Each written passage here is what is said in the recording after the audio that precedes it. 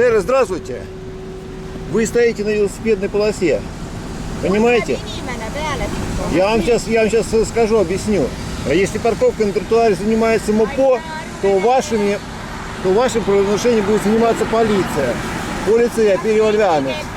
Ja se video, ja minä räägin küll. Ja räägin küll. Nii.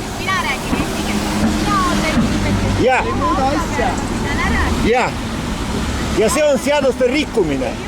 Ja selle rikkumise pädevuse on politsei ja piirivalveamet.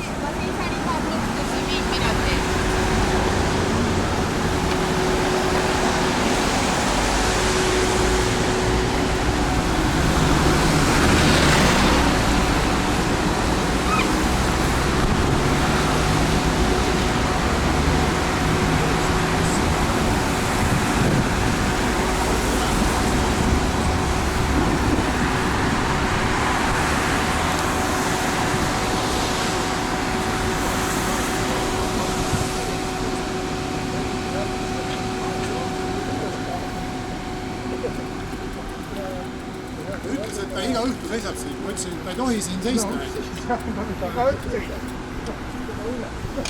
Paneme siis edasi vist.